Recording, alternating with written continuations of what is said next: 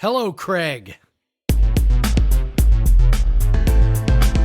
It's all on you, it's all on me. Can't you see? It's all on you, it's all on me. You and me, can't you? It's all on you, it's all on me. Hey, Craig.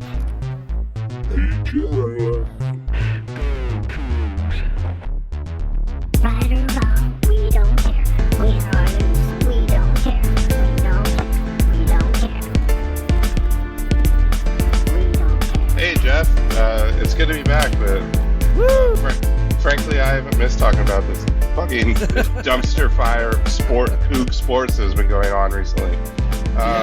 Well, I mean, and but- then you had to go get in a car accident to make Yeah. sure you couldn't talk about sports anymore. You're like, I need to have Yeah. an excuse to not talk about this. So I'm going to go ahead and roll the car I'm driving. Yeah, but if you want to know more about that, you can look at my Twitter, or X or whatever the fuck you call it. Yeah. whatever. But yeah, this is amazingly a milestone episode, and fittingly, my fucking mic cord is messed up, so I'm not using a real mic, so I probably sound like shit to y'all. I'm just using the mic on my Bose wireless headphones, so we'll see how that works.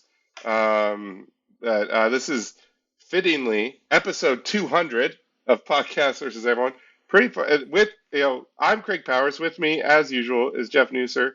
Yeah. I of course, the last episode was the first one I ever missed. No, it's not. What? It's No, not? I recorded one with Emma. Yeah, I recorded one with Emma a while ago. That's right. That's right. Yeah, Second good one try, I've ever buddy. missed. Good Second try. one I've ever missed. All right, fine.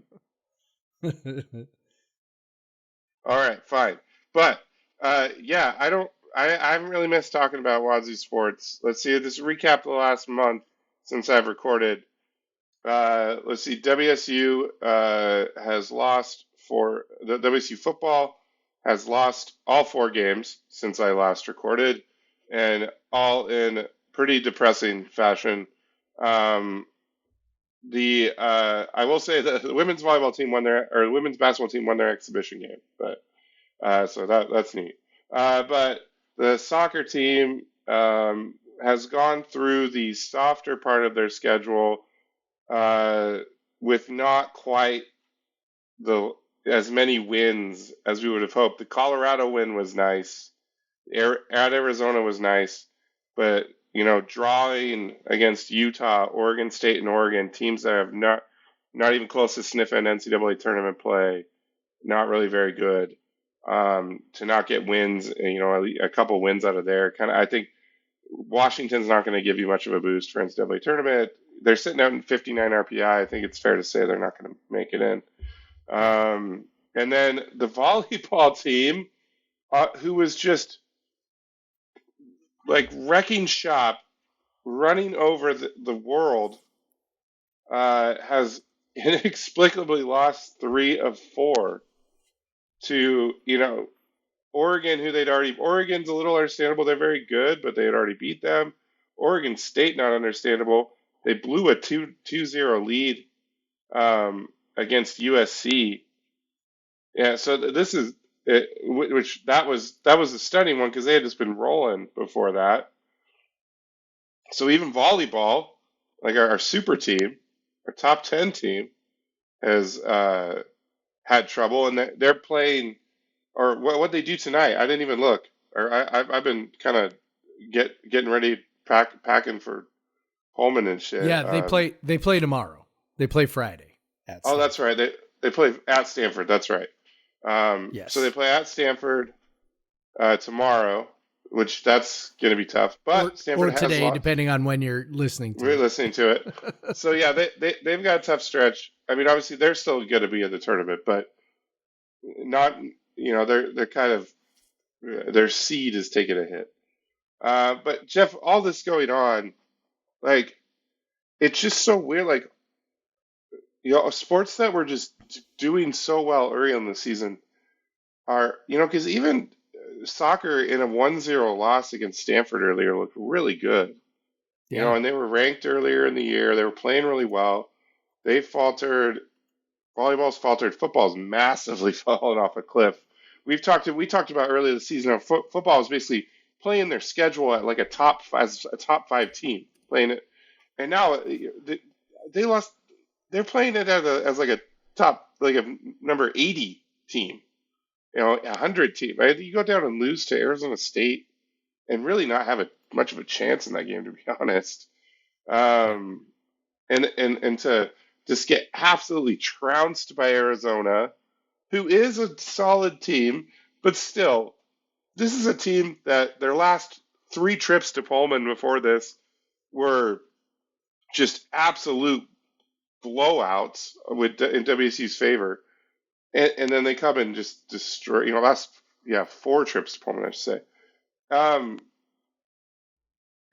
then you know the Oregon game, whatever, like that's about the result I would have expected at any point in the season, to be honest. That wasn't too off, but that's where, you know, I kind of felt like Cam maybe was getting his stuff together again, his shit together. Sorry if last time I recorded it. How come you're last not time swearing? last time I recorded was on Ryan Nanny's podcast. I didn't know if I could swear. I'm not sure. So fuck, I gotta get back in the groove, man. Yeah. But yeah, like, so Jeff, what the fuck is going on? Like, I know. what happened to Cougs versus everyone and just running over everyone and getting revenge? Like, what happened to that? I mean, that's the real question, right? Like, it's because, I mean, so this all for me, kind of trying to think this through, started with one of my coworkers who came into my room and was like, are we ever going to win another game? And I'm like, I'm not sure. And this is right on the heels of the football team opening up as a, I don't know, 11 or 12 point favorite against Stanford. And I'm like, Yeah. well, like I'm not sure they're going to win another game, and they're going to be an almost 2 touchdown favorite against another team that looked pretty okay against Washington. Now, I mean, the Huskies got whatever their own like situation going on at the moment, but it's just like, I don't know, man. I don't think I'm not sure we're better than anybody the way we're playing right now, and I sure as hell don't think we're 2 touchdowns better than anybody right now. But it's like, they just like, it's unbelievable.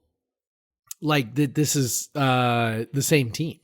Like, I don't know how, like, I have no idea how you get from there to here in any way that makes like sort of any logical sense. And I thought about it, and as we were talking, I was like, yeah, and how about volleyball? Like, holy shit. And, you know, oh yeah, and soccer.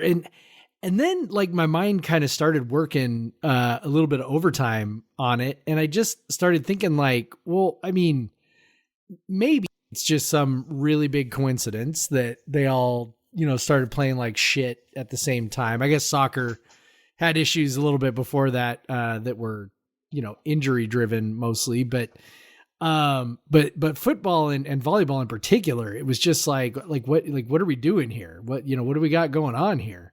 And you know, a thought kind of hit me, and so I'll run this past you. I mean, you have already run it past you, but you know, I'm curious what you think. I just sort of had this idea that, you know, maybe they know something we don't know about what's going on, and not like in any, you know, and obviously I'm talking about the conference stuff. Not that they knew anything like specific or concrete, right? Because I kind of floated that past some other people, and they were like, well, you know, don't you think that, you know, if it was real, that something would have been leaked by now? And I'm like, that's not what I'm talking about. Like, I'm talking about the rumors that fly around Pullman, that fly around the athletic department, coaches talk, players talk. Like, I mean, those of you listening to this podcast that went to school at Wazoo, which I imagine is probably all of you or almost all of you, like, you know how it goes on that campus. Like, this is not a commuter campus, right? This is what attracted us all to Wazoo. And everybody hangs out. Everybody goes to parties. Everybody sees everybody. Everybody talks to everybody. And I am sure that they, as things have like sort of gotten more pessimistic about where we are going to land, I am sure that all filtered down to the coaches and to the players. And because like my one thought watching the game against Arizona State was that, because like, okay, so the game against Arizona, I just thought, well, they haven't really had a super turd like that under Jake Dickert. Unless you want to count the, I don't know, his first bowl game, right? Like that was pretty bad. But there were also a lot of really extenuating circumstances in that game. You pretty much your entire offensive line opted out and your quarterback quit at halftime. Well, I'd say his second bowl game might have been worse, though, too. Like the That's Fresno true. State game. Yeah, you might be right.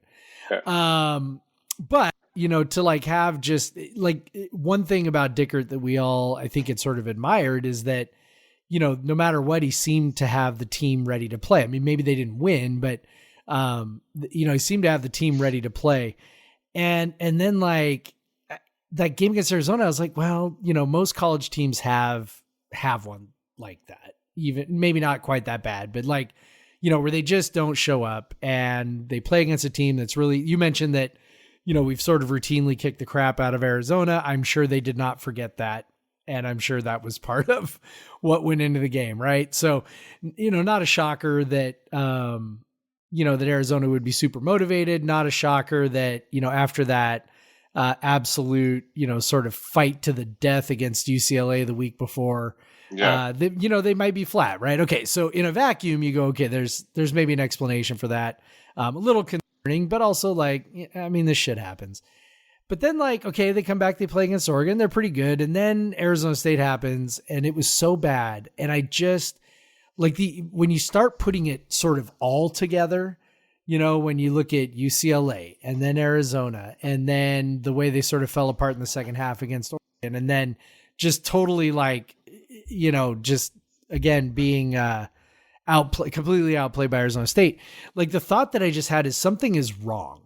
Like there's just like something is wrong and I don't know what it is and I don't know what happened, but something is wrong. And then I look at volleyball and I'm like, dude, volleyball losing 3 of 4, something's wrong. And it's like, so what was wrong? Well, Jen Greeny's volleyball team, super veteran group. She's been coaching them a long time. She's a great coach. Like, I don't think there was anything where it's like, oh my gosh, there's some, weird explanation. But like, and with football, it's like, okay, they've got veterans too, but what would take the air out of everything? And it's maybe what's happening with the conference stuff, because, one thought out there is you can only do the us versus the world stuff for so long before that kind of wears off. And, that kind of motivation, can only get you so far. Another thought I had again was they know something. Well, this week Kirk Schultz comes out with one of his patented optimistic messages for Coug Nation. And this time he said, don't worry, we're still going to be Division I.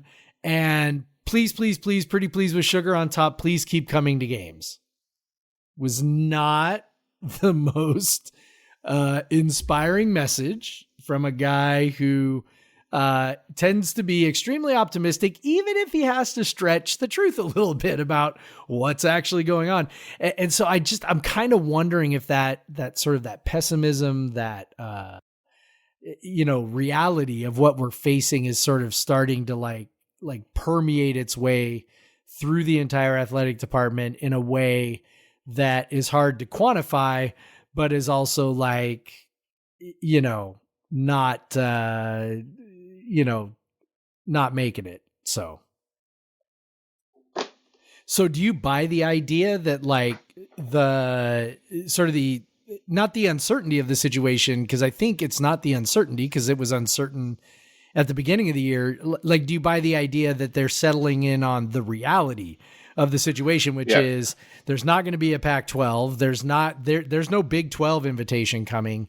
Like, and I almost wonder if they were being sold on the idea early, hey, if you play your asses off and you show everybody you belong, somebody's going to invite us. And it's like, they did that and still nobody wants us. Right. So like, do you buy the idea that could be an explanation for how it's sort of all falling apart at the same time?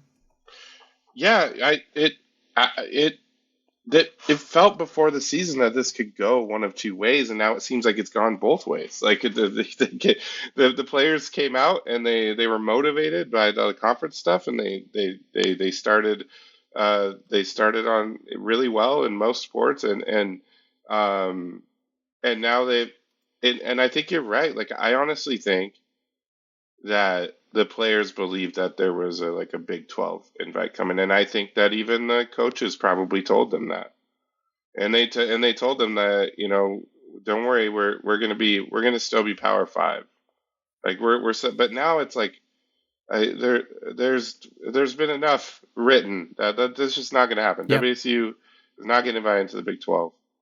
Nope. And now you see stuff like you said, Kurt. He's mentioned multiple times about scheduling alliances or invites from the Mountain West. So that seems like where it's going. Yep. And now it's like the reality of like the lawsuit. That just trying. They're seeing like the university fight for its life, and yeah, Kurt's statement that if you say, hey, we're going to be Division 1, like that's pretty loaded, because you know what fucking Division 1 also includes is FCS, Yeah. like FCS football. So that's not Yeah. saying a lot, man. No. Like to say it like And maybe I he meant wonder maybe if he somebody meant wrote that FBS. for him. Yeah, I know. I And almost wonder if somebody wrote that for him and Idaho's didn't Division 1. get it Like down the right way. I'm like, I don't even know, but I'm like Division 1, like fucking Big HBCUs Sky. are Division 1. Like Yeah, that's not a very high bar. yeah, that's not a high bar. Like Idaho, or Big Sky Eastern is Division 1. It's just Division 1 FCS, and so I Right. think he probably meant FBS. Um, it's just, but yeah, if that's the tenor, like the tone of the guy, like you said, that's eternal optimist, almost to the point of it's been really annoying, because he's been making these like setting these expectations like continually, of when the TV deal is coming through, and now when the lawsuit is going to be figured out, when the conference stuff is going to be figured out. Like it's just he just needs to just stop doing that. Like just stop Yep. doing that. You're setting everyone up for disappointment, and like especially these like if you're a student athlete and you want to be optimistic, and a lot of them are, and uh, it's just kind of the nature of what you're doing as an athlete, that you're gonna buy into some of this stuff, that yeah, it's gonna be okay, we're gonna know by then. But if you're still not knowing, and we as fans got so exhausted in the summer with when's the TV deal coming, when's the TV deal coming, when's the TV deal coming, um, and before even all the conference stuff fell apart. And so I can imagine as an athlete at this university, not knowing your future, how exhausting it would get for them to just constantly hear news that isn't good.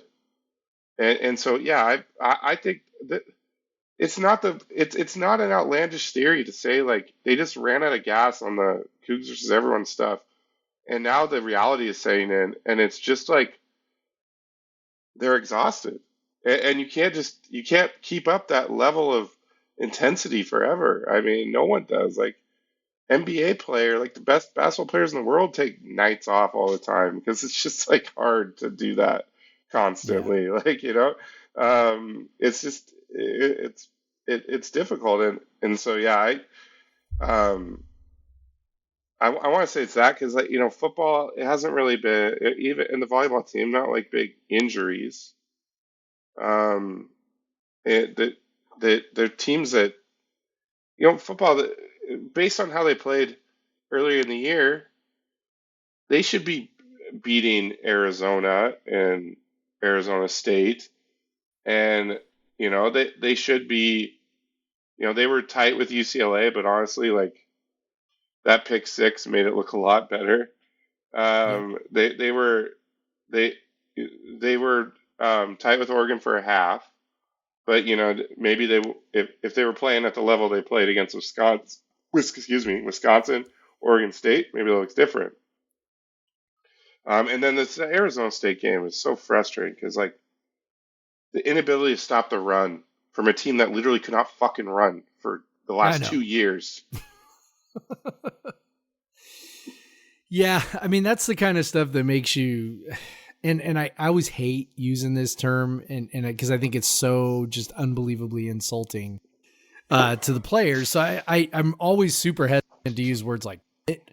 And I don't think that quitting always has to be like an active choice, like hey, I quit. But I think there can be. Look, football's so fucking hard, and it is so brutal. And it's like, man, if your heart is not all the way in it, if you are not all the way there, man, it's like an exponential effect. And I think that's what we saw on Saturday. We saw an Arizona State team that was, I don't know, didn't they only have one win, right? They were like 1-6. And no wins over FBS teams. Yeah. And they had lost a whole bunch of close games. And, they just, and that can kind of go one of two ways, right? Like, you can be like, oh man, we're close. And then you have the letdown and then you get blown out, right? Or you're close, and you're like, God damn it, we're sick of losing. And then you go and do it. And that's what Arizona State looked like. And then we looked kind of like a team that just wasn't all there, and a team that, particularly on defense, I don't want to say that too much about the offense, because obviously they did score a lot of points, but particularly on defense, it was just like, man, like how about like some resistance here, and for a team that at for most of the year has been pretty good against the run, up until Oregon, and you kind of went, well, Oregon's real fast. And then I guess you start looking at the second half against Oregon State. Of course, or the first half, against Oregon State. That was real bad. Second half, not as bad. Wisconsin didn't exactly run up and down the field. You just kind of went, well, I don't know. Like, are they good? Are they not? And so you can kind of do it both ways. You can start looking at like, well, there's a reason for this and a reason for that. And I think this is kind of where you've been and where I've come around to is actually quit trying to explain everything away. The defense just actually kind of sucks. And especially the interior of the defense is really not good. Like they don't get, they get run over. They don't get pressure, and they are light. Like we know that, and our defensive lines are perpetually light. Cause that's just kind of how it goes for us. And they're getting shoved around, and, Brendan Jackson and Ron Stone aren't getting the kind of pressure on dropbacks that they were getting earlier in the year. I sort of feel like we've seen this movie before. And missing Shaw Smith-Wade doesn't help. Yes. No, that doesn't help at all. But also your entire defense shouldn't crumble from missing one corner. Right. I know he's your best corner. He might be your best defensive player, either him or Hicks probably. But still, like the whole, that doesn't explain the run defense, right? And they've got major issues at linebacker. Devin Richardson did not start on Saturday. Buda Al-Ukta started there. He's a second-year player. I can't remember if he's a redshirt freshman or a sophomore, but he's a second-year player. So he gets a start. Richardson played some, but Richardson, we haven't recorded since this, but somehow he's got to live down that play against Oregon. Where he's out in the flat, completely unaware of what's going on, and then gets flattened by a lineman while the ball carrier runs right by him. That was the weirdest thing. I know that's an all timer. We talked about it a lot. It was a random account on Twitter that got it, and they were like, I'm still thinking about this. What the hell number 8 for WSU was doing? Yeah. And then you're looking at it, you're like, my God, what was he doing? He looked right at the ball carrier. He looked right at the guy and then looked to the sideline and just stopped playing and got punished for it. I'll tell you that. Dropped it or something. I don't know. I mean, look, I'm sure he's out there doing his best. I don't want to crap on the guy too much, but also maybe there's a reason why he wasn't playing at Texas. And it's not the, it's not the first time he's looked kind of lost out there on defense. Now, this is obviously its own little special category of lost, but not the first time he's looked kind of not sure where he's supposed to be, or in a spot where you wonder, like, what the hell are you doing over there? So they got problems there. And, I don't know, man. Defense major issues. I know this week Jake Dickert said he was going to sort of step in and get more involved with the defensive game plan, which, I don't know. Maybe that's desperation, but it can't make anything worse. No, I imagine. Jake Dickert knows his shit. He was a really good defensive coordinator. I've said for the last couple of years, like, okay, one thing I believe in is that our defense will always be okay because Jake Dickert's like, it's his show, and they've not been okay.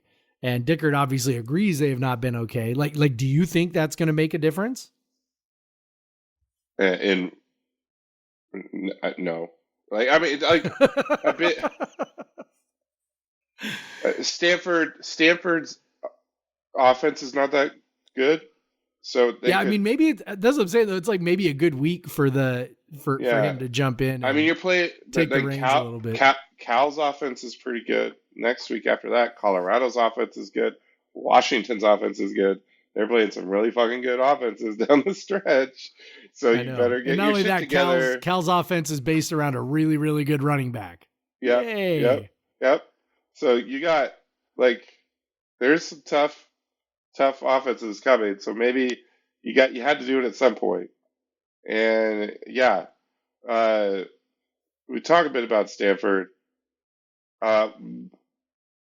What I'm most optimistic about against them is the offense's ability to score, because Stanford hasn't really stopped anybody.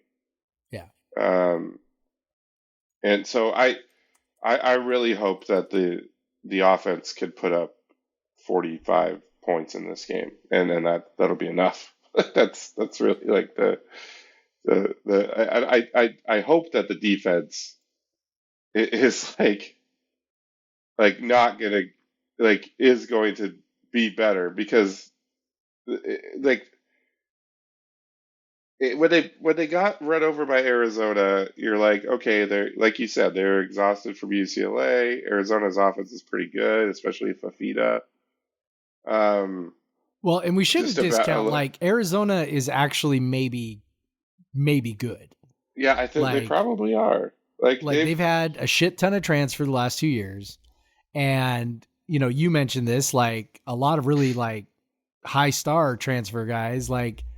Maybe it's actually just finally coming together for them. But anyway. Yeah.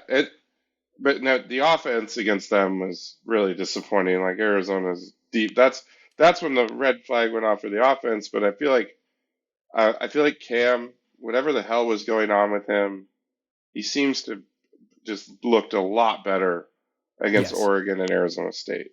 Yep. Arizona State pretty solid defense, and Oregon very good defense, and he looked all right. Yep.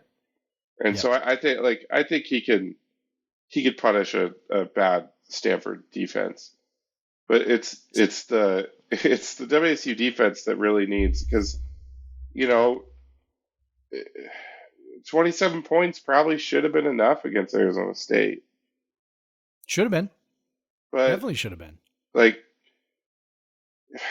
not when the defenses just cannot get a stop. They really it was really it took them until the second half to force a punt.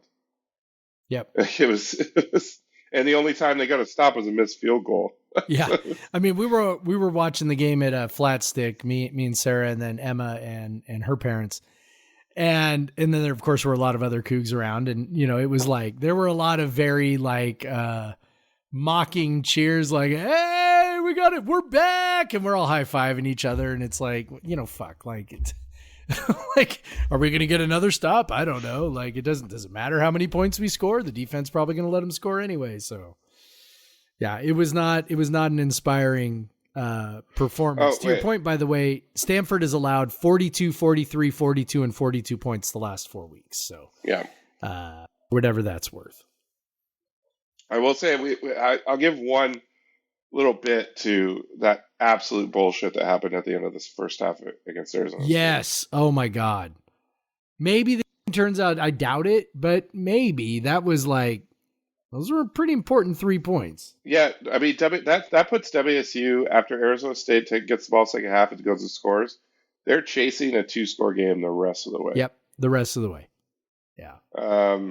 So, like, to have Arizona State score there and through a damn fake injury and just the way the refs, like, took forever to figure out what the hell was going on, gave Arizona State plenty of time to set up their kicker, and there's 3 seconds on the clock, and that's barely enough to snap it, to the kicker and kick a field goal. And that was frustrating, but and it was so bad that even Dicker called it out. So yes. But yeah, Stanford, their offense really, like, they're gonna run the ball. They're not, so that's a little concerning if we're still gonna be this, like, defense, that, like, run defense that we've seen. Yeah. I think one thing is a bit of concern is the weather for the sake of our game, like our offense. We had some air raid years where we saw in some rainy games. It wasn't pretty, and this should be a rainy game, I think, unless things changed in the last day or so. Yeah. All right, we'll keep talking. I'm looking. Yeah, I'm looking. It's so at 80% chance of rain on Saturday. Yeah, 78% at 6. Yep. So 47% at 9. So probably gonna see some rain. Maybe not a downpour. So maybe it won't be too much of an impact on the game, but it's gonna rain probably throughout the day. So it's gonna be wet. Yep. Which is never cold. fun. Yeah, and cold. High of 50, not super cold, but 50s, low 50s, high 40s, and rainy. That's always a bit. We'll see how that impacts. But yeah, Stanford's got 2 backs that they use, or I've said, and then their quarterbacks run the ball as well. So it's just, they're gonna run the ball. They're gonna throw the ball. I don't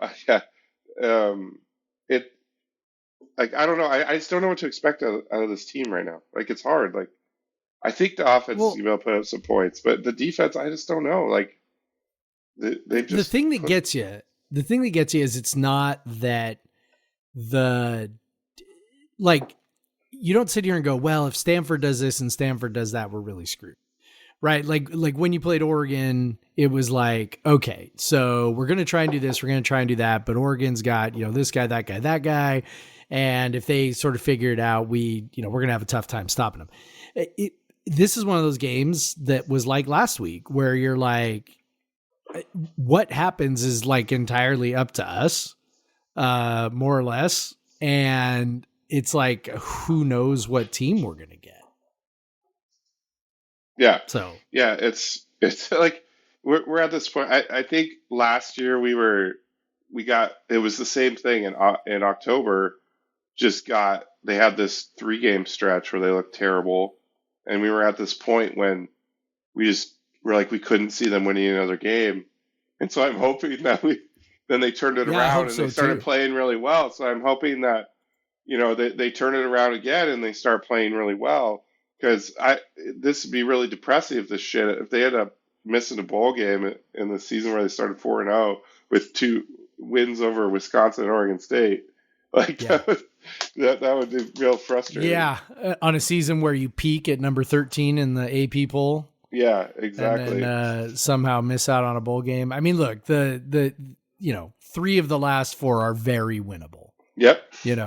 Stanford at home. Very so was winnable. Arizona State, I know. Believe me, I know. So I completely, Craig, I absolutely understand what I am actually saying right now. Obviously 0% chance of beating Washington. But Yeah. Stanford at Cal, Colorado, 2 of the 3 at home. You like your chances to get at least 2 of those. And maybe you're right. I mean, maybe it's they've got this October swoon, and then they start to figure it out. I do have a lot of hope that, again, if you can't sustain the Cougs versus everybody for more than a month, and then you have a month of problems, I do think there's a possibility that you can then resustain Cougs versus everybody. Like, I don't know if it makes sense, but it's like, I do think that you can be like, all right, we got 4 games, let's come on, have a little pride. Like, I can kind of see that. The only concern that I have, and I'm not sure how valid this is or not, to be honest, because I was not blessed with enough athletic talent to be an actually wanted athlete, but I do wonder to some degree if people are like already sort of not necessarily like plotting their next destination, but just like, I don't know, man. Like I said, you got to be all bought in, and can you really be all bought in if you're thinking like, man,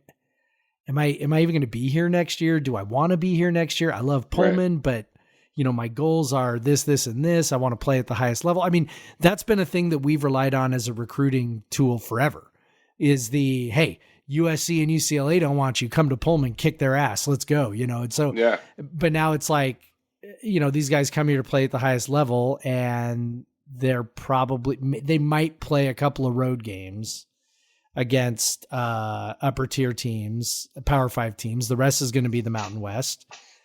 There's they didn't come here for that. And so now they're sort of confronted with the idea, do I want to stay if that's what it's going to be? And it's not, I don't think it's like malicious. I don't, but it's got to be in the back of their mind. Like, it has to be so as we approach the end of the season, is there a possibility it could get like actually worse? Like, obviously I think anything's possible, but I don't know. I'm holding out hope that it's sort of a, that Jake Dickert has, some trick in his bag to kind of rally everybody together and get them, going in the same direction again to play for your brother and all that kind of stuff.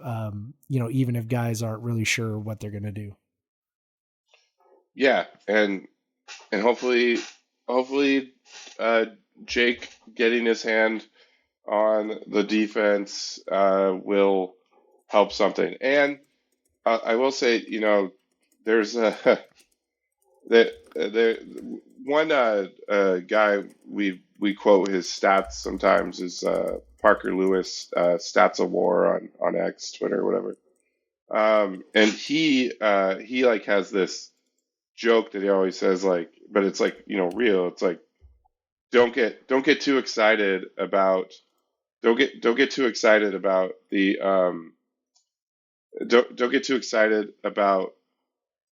the sorry, Jeff messaged me and it sorry, broke my train of thought. I said, my bad. I thought I was kind of doing the sly. So So, well, I got a little bean, Sorry. But so he would say he basically says, don't get too excited about the first drive for an offense. Like, look beyond the scripted drives. And there's, if you, especially like WSU's had some really good looking first drives, and then had some not so great looking other drives. And so is there some concern that maybe, Arbuckle is having some trouble throughout a game sustaining that, adjusting to the defense or whatever. Maybe there's concern there, but they kind of, they still put up some points and they put up some drives. Obviously they couldn't score on their last drive against Arizona State, but yeah, they've definitely, Arizona, they scored on the first drive and then they didn't score again. They looked really good on the first drive and then didn't score again. There's something behind that, but I think it hopefully just really comes down to Cam playing well, and he has been showing that he can play well. So hopefully there's that. Yep. Let's do predictions, Jeff. I'll have you go first. All right. As much as I want to, like in my brain, think that I don't know if we're going to win another game, I also cannot predict us losing to Stanford. So I'm going to go 31-30 Cougs. Close Ooh, game. just barely. No chance we cover. Yeah. No chance we cover. Yeah. But I do think we win. Yeah. I'll go a little bit more points for WSU. I'm going to go 38-31. Cougs. I'll be there with my wife, and we have our two friends that are Nebraska alums who, like, in the summer we planned this trip to Pullman when we were sitting around, and we were at one of our other friends' kids' birthdays, and they were just talking about how, you know, like they love to tailgate and they love to do all this stuff, and we're like, oh, you gotta, you know, and how a lot of times they find out that these people that like to do that sort of thing in Washington tend to be Coug fans, and so we're like, well, we'll get you to Pullman, and they were all on Yeah. board with that. Awesome. So yeah, they'll be out there. So I'm excited for that, and hopefully we can get a win. So I'm in my best mood. Yeah, so that hopefully the 15% goes well, so that the 85% can be more fun, right? Yeah, exactly. Because that 15% can have a pretty big impact on the mood. Yeah. Well, at least it's a 6 p.m. game, so just the whole day. You get most of the day in. That's true. That's good. I don't know. Like, I think if WSU loses to Stanford, it will be less angry and more just despondent. Like, it's not. It's gonna be like, there will okay, be so much emo music at the Coug. so much. I mean, there's going to be either way, but it may just be the more depressing, the most depressing. Yes. Stuff. Yes. All right, Jeff. You want to talk about some beer? Yeah, let's do that, man. Yeah, and then some hoops. Yeah. All right. So my beer, I think, as I mentioned on the last show, I had sort of cleared out Rainier Growlers out. I basically grabbed one of every fresh hop that Rainier Growlers had. So I'm still working on those. The one that I have tonight is the Varietal Hearts and Binds, which is their fresh hop hazy pale ale. We pushed the envelope with this fresh hop hazy pale by using Wet Cascade from Weenus Hop Farms. That cannot possibly be how that should be. Are you pronounced. kidding me? Weenass? Oh, what's that? Weenass? The Weenass? That's what it says. Wenas. Yes. Yes, it's called the Weenass. It's an area near Yakima. I don't know this. Okay, fine, Mr. Yakima guy. How dare you? Weenus Hop Farm and Wet Comet from Loza Farms, along with a heavy dry hop of Comet, Amarillo, Cascade, El Dorado, and Citra hops. I'm sure you know what all of that means. I only have vague knowledge of those things. So what I do know is the beer is absolutely delicious. As I always say often, I love fresh hops. I love just sort of the floral, earthy flavors. I love it. And this is more of that. I love the fact that it's a pale ale and not an IPA. So it's just got that flavor profile, which is a nice change. So yeah, I love it. Nice. Hearts and Binds, varietal. Well, I am drinking a beer that I've been waiting for 4 years. Yes, I forgot about this. I had to, because I have a record, so I had to hide one in the basement fridge because my wife was drinking them all. Yeah. But so, as many of you probably know, and I've mentioned it on the podcast several times, and if you follow me on Twitter, I've mentioned it many times on there. The Weldworks Brewing came to me after I had mentioned them in an article. Came to me on Twitter 4 years ago to make a bet with some of their beers offering up some of their two of their beers, the beers I had mentioned in the article, Juicy Bits um and what their stout. Fuck, a brain fart now. Um, Medianoche. Sorry. Um, and then after WSU beat Northern Colorado, because WeldWorks is located in Greeley, the same place as Northern Colorado University, or University of Northern Colorado. Sorry. Um, they ghosted me. They never got back to me. Never heard a thing. Every year, I've just kept on them.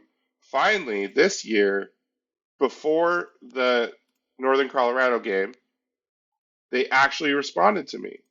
And I mentioned doubling down. And they would say, we'll have our marketing person reach out to you. She did.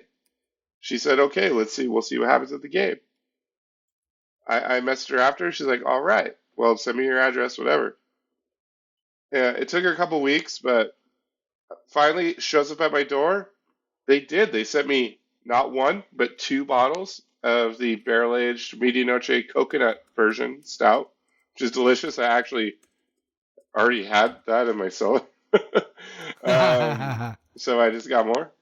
And then they also sent me the Juicy Bits IPA, which is like their flagship hazy IPA, and that's what I'm drinking right now. And they're very, very good hazy IPA. It's my last one. Yeah, it's tasty stuff. It's a very good brewery, and props to them for finally following through, getting me that beer. They sent it to me in a box, no like message, no stickers, nothing, just the beer and bubble wrap. That was They were it. like, hopefully this will be enough to get this guy to stop talking shit about us. So they did it. They came through and they doubled down too. They gave me double the amount. It was 2 4-packs of the IPA and 2 bottles of the stout. So props to you, WeldWorks, for finally 4 years later coming through. Probably the people who fulfilled the bet, like probably the person that made the bet doesn't even work there anymore. I don't even know. But yeah, like, so now I'm drinking it. So I had to drink it on the podcast. So that's what I'm doing. Very good hazy IPA. Citra, Mosaic, Eldorado hops. Those are cheater hops. Like those are the hops you're going to put in your flagship beer because they're going to taste good all the time. So yeah, good stuff. Thank you, WeldWorks. And now, Jeff, let's talk a bit about hoops.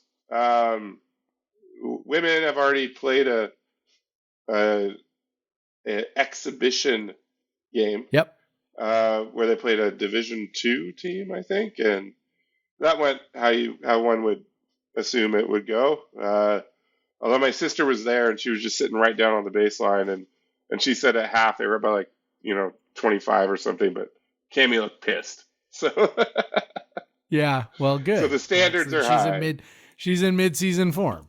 But we have to say, right before the season started, they got some tough news in that Johanna Tadar is missing the season, which sucks. Ugh.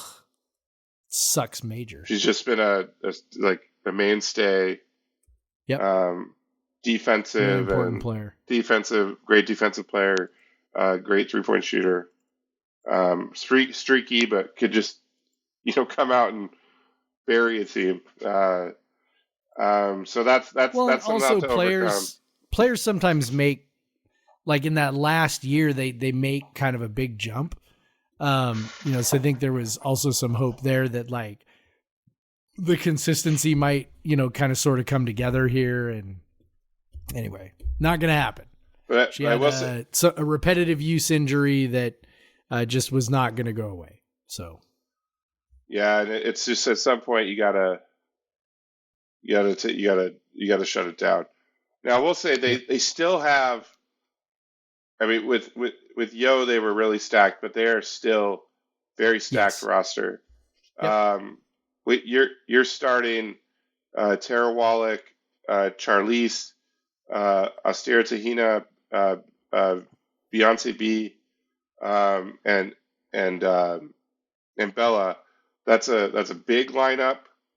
That's you got it's a two skilled lineup. You have 2 good guard ball handlers. Tara's a good ball handler, and B can handle the ball too. So you got a very versatile lineup, a lot of scorers, a lot of people who can create. Obviously Charlize, who's just an exceptional player. Tara, who has, I expect her to just be a, Yeah, near she could explode. near Pac-12 conference, Yep. level player. And Beyonce B, she's a scorer. She's good.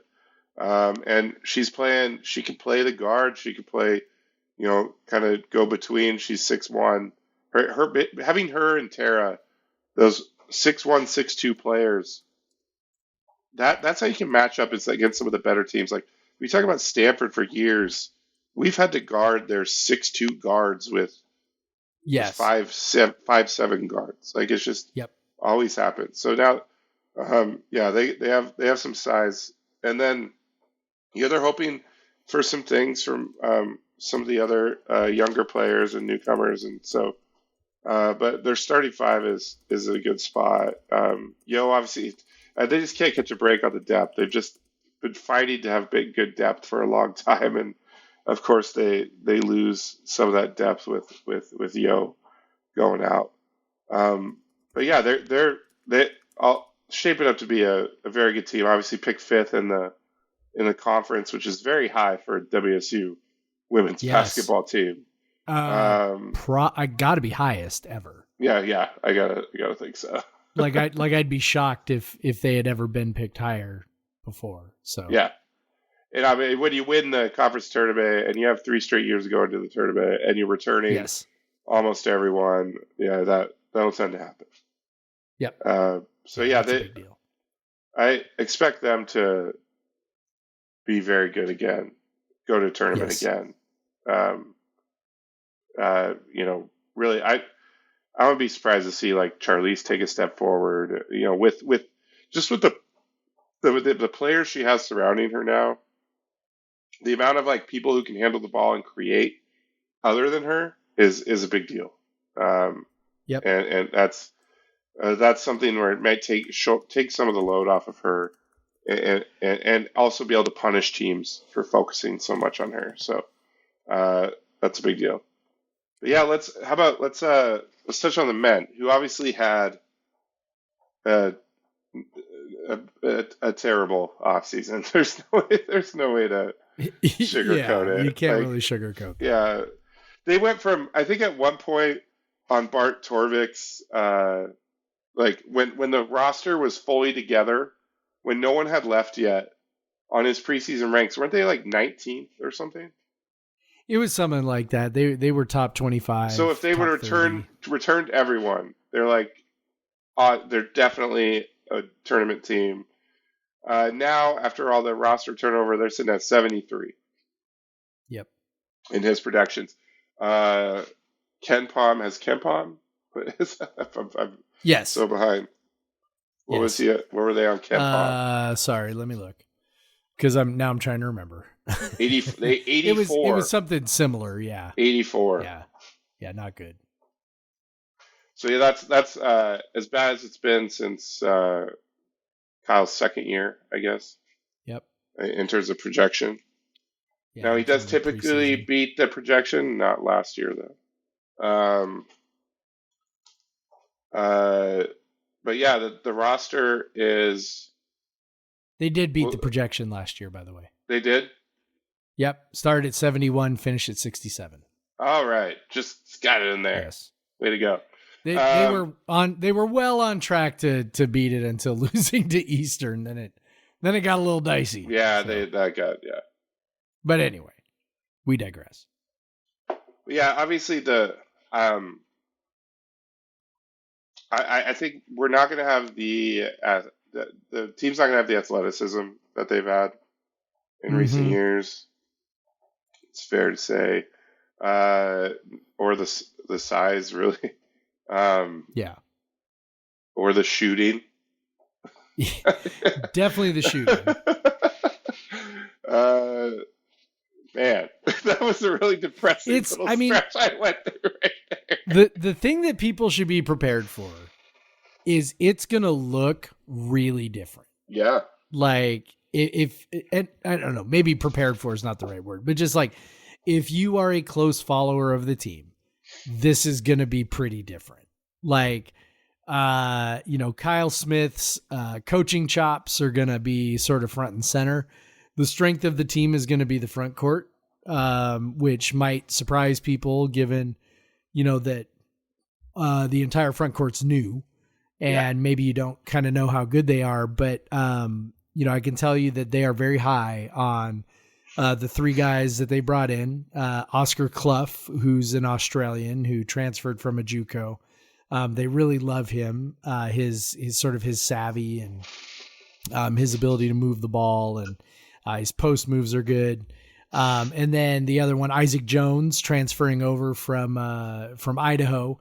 That dude is just a front court bucket. People are going to love him because he is just, he just scores, and he scores around the basket, and it's fun to watch. And then you got Ruben Chinyelu, who's, I think I'm pronouncing that right, the recruit from Nigeria, originally from Nigeria, who is, going to draw obvious comparisons to Efe, because of, he's also Nigerian, and, he's a tall, muscular Nigerian, but game's a little different. He's a little thicker than Efe, maybe not quite as explosive athletically, but also really good rebounder. And so he's going to play lots of key minutes this year as well. So, those four guys are great. Guard is where it's kind of like, who's going to take charge in the backcourt? Is it going to be, Miles Rice, who's coming off, cancer treatment? He hasn't played competitive ball in, 2 years really, because he redshirted and then was out last year with cancer treatment. Jay Mullins, not really a ball handler. Yusufu, the transfer from Kansas, not necessarily a floor general type guy. So yeah, lots of question marks with the backcourt. Not really a floor spacer either. Yeah. It's definitely a downhill type player. Yep. And so what's going to be interesting to see. Now I know Wells, Jalen Wells, I know they're really high on him. I believe he's been kind of fighting a little bit of injury, but, they're really, really high on him if he can play well. And then Andre, right? Like to me, he's kind of like your X factor in the sense that, okay, does he finally live up to, the size potential, that we all saw when he was coming in, 4-star recruit, or is he just kind of the guy that he's been? Which if he's the guy that he's been, there's no shame in that. Like that's a good player, but also I think like our hopes for him were a little higher than that. So I don't know. It's going to be very interesting. Offense is going to look very different. Ball's going to run through the front court. I think some people are going to be kind of surprised by that. The good news is they've got a bit of a soft landing, Idaho at home, Prairie View A&M at home.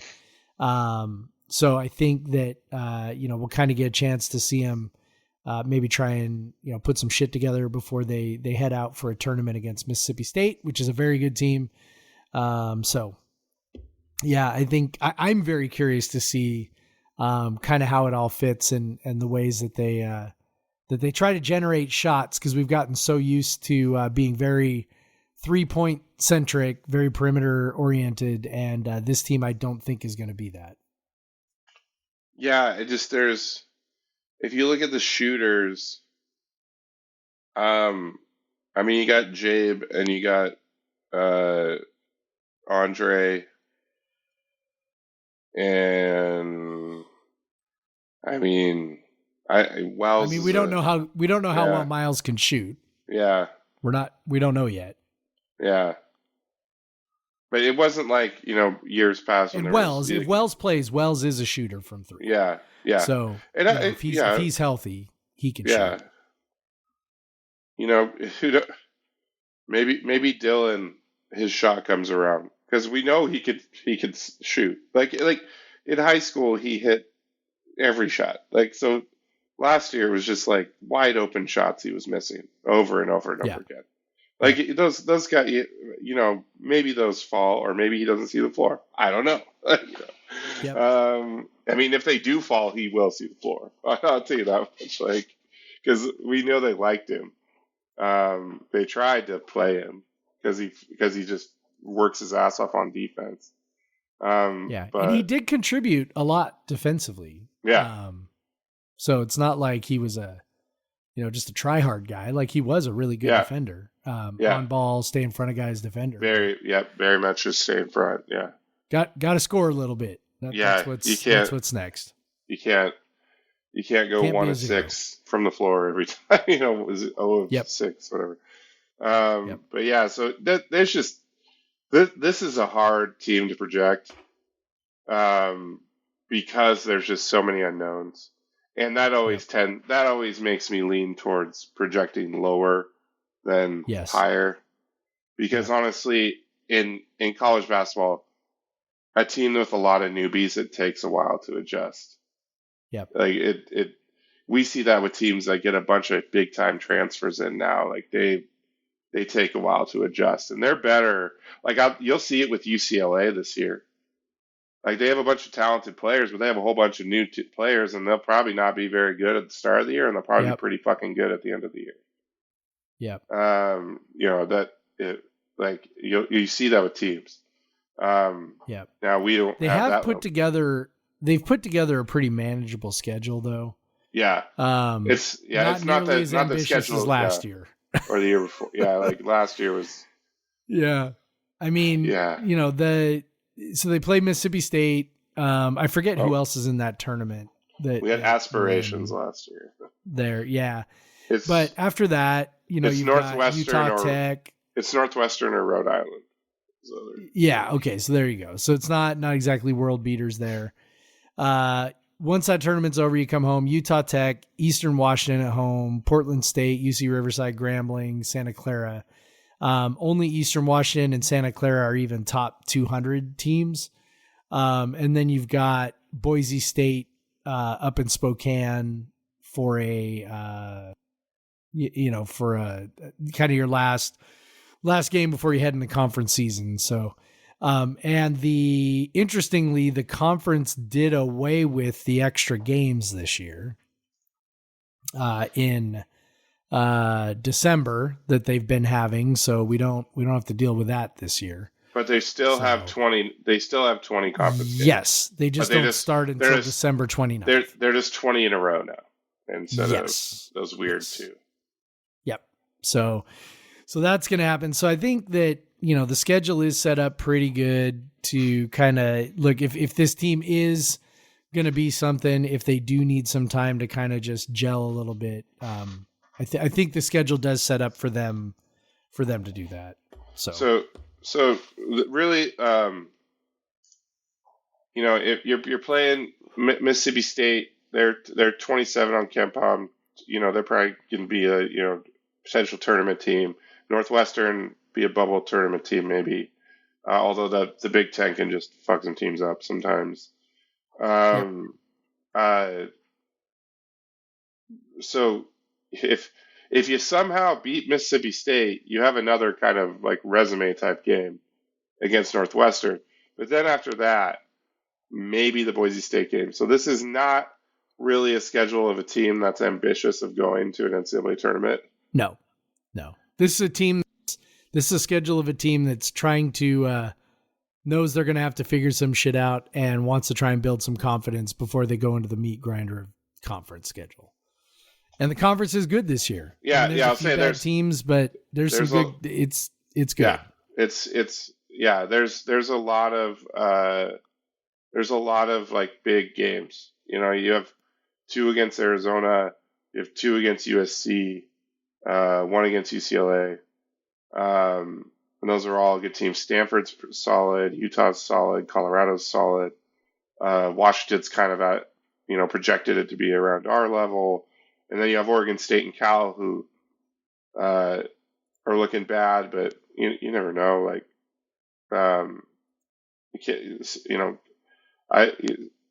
Cal could show something. Like Madsen's seems to be bringing some energy to that program, and he brought some players. And some players. he brought his dudes from Utah to Utah, right? Utah something. that he brought. So Yeah. anyway, he brought some guys who can play. Yeah. Guys who were better than the guys that Cal had before. Yeah. Yeah. So yeah, that I'd be surprised if they were a little bit better. Utah Valley, that's what they were. There it was. There you go. You take Utah Valley to a top 64. That's pretty fucking good. That's pretty good. But yeah, so I would be surprised if they're actually better than that this year. 146 that they're projected. Yeah. So yeah, it's gonna be tough. Like finishing 10th could mean you're behind 9 like top 80, top 75 programs. Yep. So yeah, it's gonna be a tough conference. We of course are only good when the rest of the conference is good, and we're only like decent when the rest of the conference is good, and we're always bad when the conference is terrible. That's just how it works. Yes, this is how it works. But yeah, it'll be interesting. So it makes the early games all the more intriguing to watch because like you're going to see a lot of guys, and you're going to see a lot of guys you just never seen play. And I know that's getting kind of exhausting, but that's just the reality we're going to be living in forever. Yep. Look at it as an opportunity. Yeah. This is an opportunity to get to know some guys. Idaho is ranked 359, projected 359 on KenPom. There are 362 teams. Yeah. Yeah. Well, yeah. But they fired that other coach that was just terrible. What was it? Zach Kloss. Just, I don't know what was going on with him, but man, they were bad. Yeah. 4 straight 300 seasons, which, you're in the Big Sky, but still. Yes. Yes. It's bad. Especially when you look at their roster last year, you're like, what was going on there? Like, you maybe should have been a little bit better in the Big Sky than that. Like, I don't know. So they brought in Alex Fribble. I could not tell you one single thing about Alex Fribble. Nope. No clue. No clue whatsoever. He was an associate head coach for 4 seasons at Seattle U. Okay, good for him. All right. So, yeah, basketball. Woo! We're going to be Excited talking, when's the first game? Something else to break our heart. Monday. Monday. So doubleheader on Monday. The women play, I think, at like 4, and then the men play at like 8. So that'll be fun. Should have told my wife we were staying for like 4 days in Pullman. Yes, you definitely should have done that. Too bad. I'm sure there wouldn't have been any problems. The kids would have been fine. Yeah, I mean they love going to Yakima. He doesn't need to go to school. It's funny when when you start kindergarten, suddenly you feel bad about pulling them out. Yeah. School's not like, important. Preschool, it's like whatever. But now when she was gone for like 2 days because she was sick.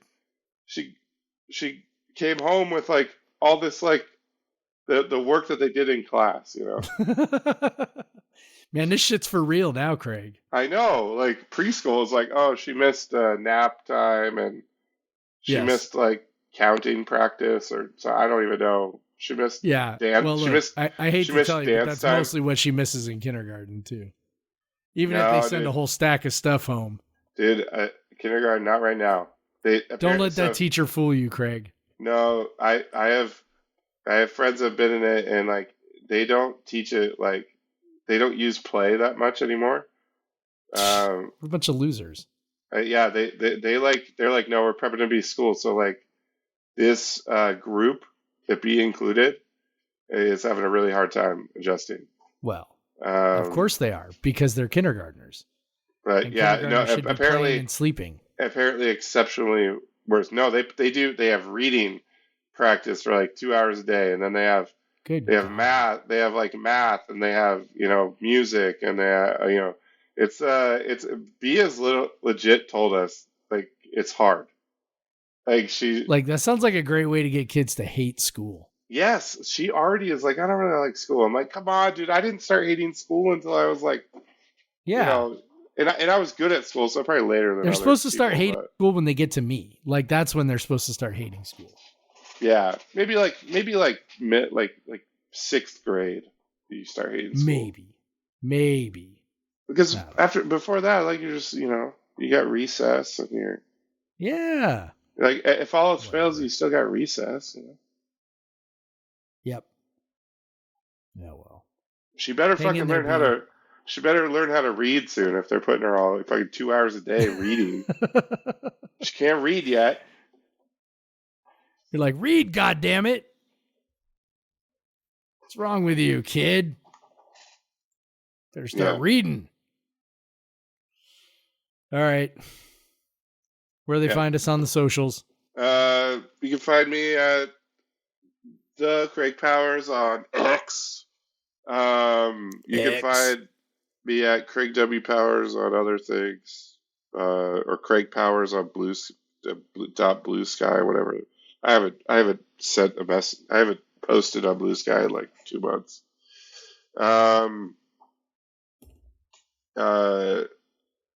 If you want a Blue Sky invite, let me know. Yeah. I got some codes.